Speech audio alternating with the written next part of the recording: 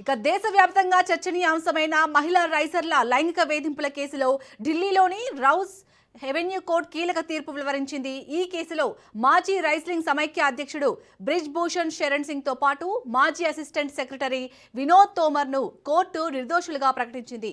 మహిళా రైజర్లు చేసిన ఆరోపణలపై నమోదైన కేసులో విచారణ జరిపిన కోర్టు ప్రాసిక్యూషన్ సమర్పించిన ఆధారాలు ఆరోపణలను నిరూపించేందుకు సరిపోవని పేర్కొంది. దీంతో నిందితులపై ఉన్న అభియోగాల నుంచి విముక్తి లభించింది.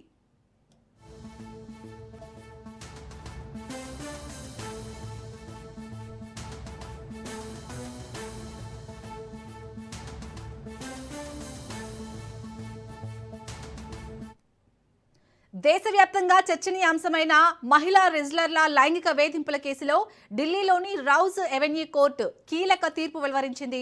ఈ కేసులో మాజీ రెజ్లింగ్ సమైక్య అధ్యక్షుడు బ్రిజ్ భూషణ్ శరణ్ సింగ్ తో పాటు మాజీ అసిస్టెంట్ సెక్రటరీ వినోద్ తోమర్ ను కోర్టు నిర్దోషులుగా ప్రకటించింది. మహిళా రెజ్లర్లు చేసిన ఆరోపణలపై నమోదైన కేసులో విచారణ జరిపిన కోర్టు ప్రాసిక్యూషన్ సమర్పించిన ఆధారాలు ఆరోపణలను నిరూపించేందుకు సరిపోవని పేర్కొంది. దీంతో నిందితులపై ఉన్న అభియోగాల నుంచి విముక్తి కల్పించింది.